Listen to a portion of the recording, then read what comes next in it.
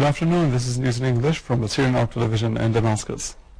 Protests in Turkey escalate as the Public Sector Unions Federation declares a strike for 2 days starting today after a second demonstrator was killed. The leftist federation has declared that the state terrorism practiced on the peaceful demonstrations threatens the lives of civilians. A second demonstrator, aged 22, was killed after he had been shot by an anonymous source yesterday evening during protests staged in the governorate of Hatay. The first was run down by a car during a demonstration in Istanbul last Sunday. The Turkish police last night fired rubber bullets at demonstrators in Kafaklederi neighborhood in the capital Ankara. The police also fired dozens of tear gas bombs on demonstrators in Gomokoyo quarter in the European part of Istanbul. However, this did not deter protesters who kept pelting policemen with stones and shouting slogans calling for Erdogan's departure. Similar protests took place in Istanbul, Ankara and Izmir last night. The police used water hoses and tear gas bombs. The demonstrators retaliated by pelting them with stones. Thousands of protesters also occupied Taksim Square in Istanbul. They hoisted red flags calling for the departure of the Prime Minister. The protest caused 2 persons to be killed and 700 to be wounded in Istanbul and 1,500 in Ankara, according to human rights organizations and doctors' unions.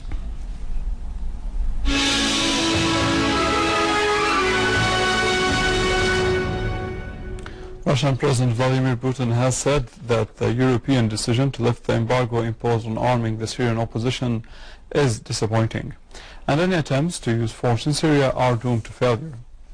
During the Russian-EU summit held in the city of Yekaterinburg today, Putin said Russia and the EU are natural partners in the field of energy, stressing that the success of the energy dialogue between Russia and the EU is connected to the both parties' readiness to take care of their joint interests.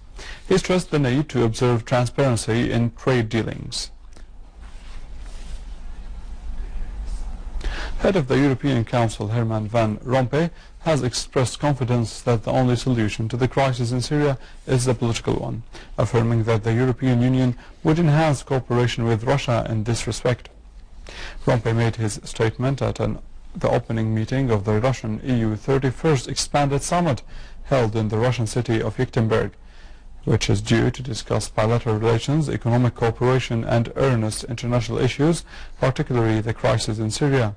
Rompuy expressed the European states' welcome of the American-Russian agreement to hold the international conference on Syria on the basis of Geneva Statement. Russian President Vladimir Putin had met Rompuy and head of the European Commission, José Manuel Barroso, and discussed with them the Syrian crisis in addition to the economic situation in Russia.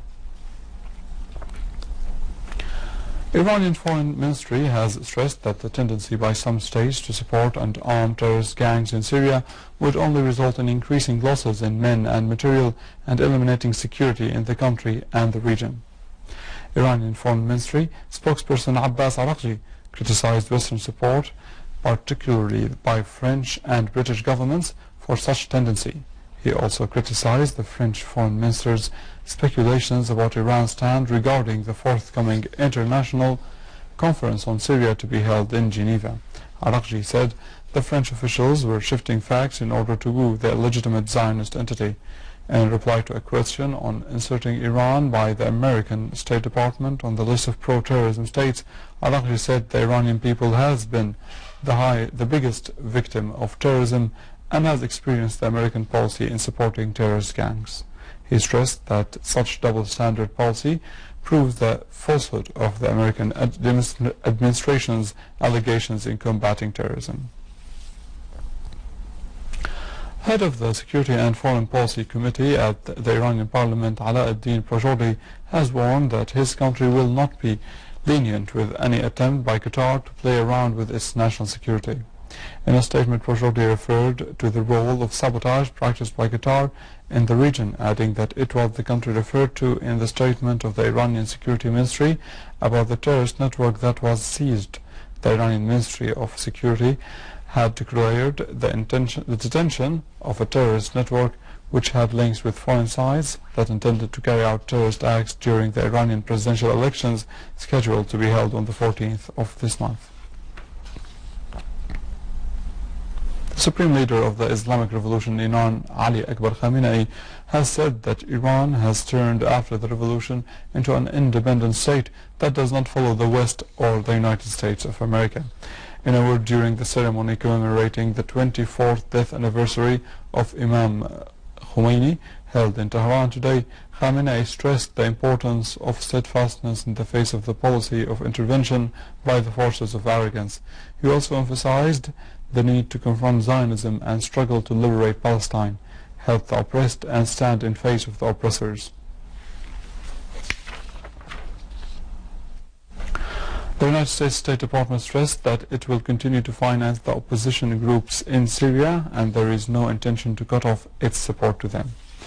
Jen Psaki, the spokesperson for the United States State Department, added that Washington has paid $123 million for the opposition groups and it is studying currently the most effective ways to pay another $127 million. Psaki denied all press reports concerning the possibility for the U.S. to stop presenting $55 million as a payment for the opposition groups, asserting the continuity of the U.S. support for these groups.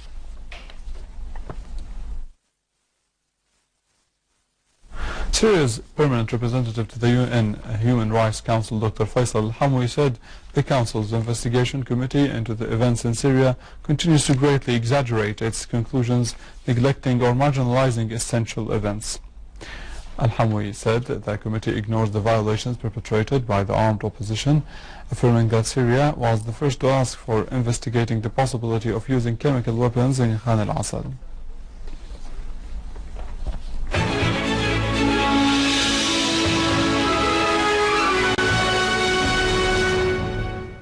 Going to our field developments now, and in Dar'a, the Syrian Arab Armed Forces intercepted a large number of terrorists from the so-called Jabhat al-Nusra at the eastern side of the city, killing and wounding several members of the group and destroying their criminal tools.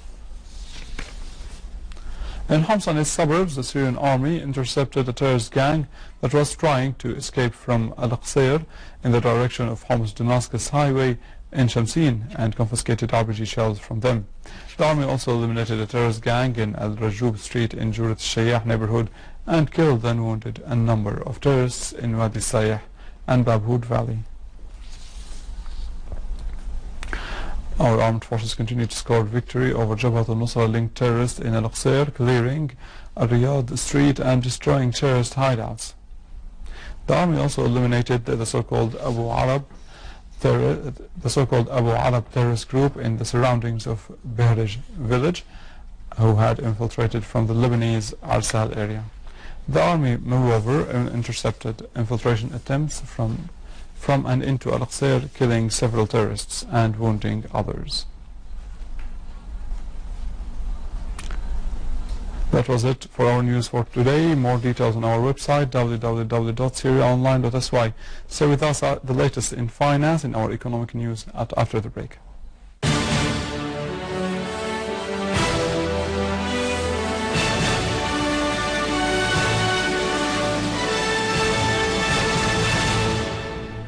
Ladies and gentlemen, good afternoon.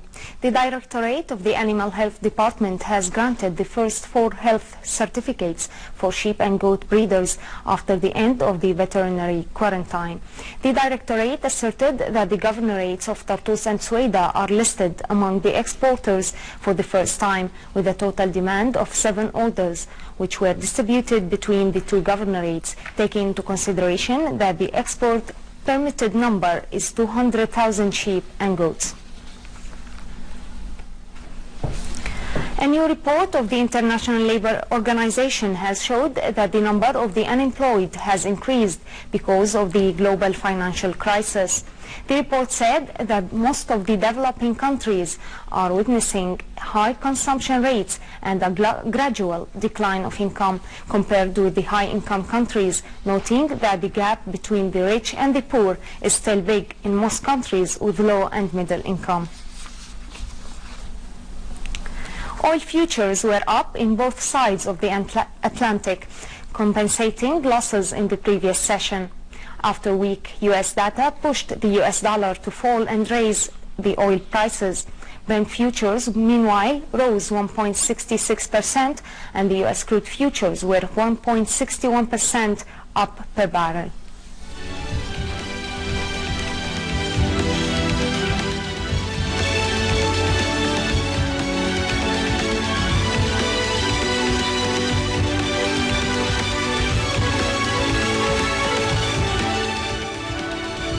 European shares rose, rebounding from the lowest level in a month, as a Federal Reserve official said that the bank is committed to recall the stimulus measures. The U.S. index futures were little changed, while the Asian shares gained, as Asia's benchmark stock index snapped a 3-day loss amid optimism that the Federal Reserve will maintain the record monetary stimulus, while the Nikkei index rose 0.3%.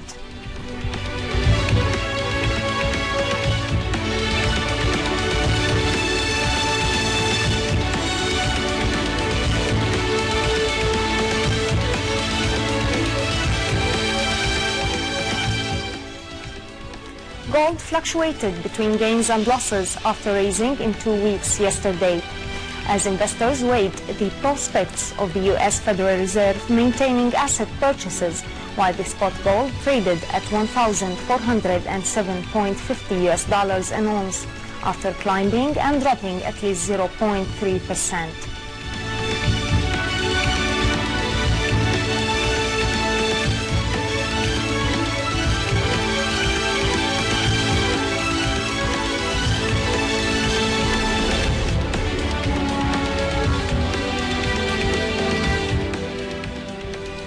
The yen weakened as the Asian stocks and the European equity futures advanced, amid speculations that the Federal Reserve will reduce its monetary stimulus. The Japanese currency decreased beyond 100 per dollar, whereas the US dollar index gained before economists said they will show the pace of hiring in the world's largest economy quickened in May.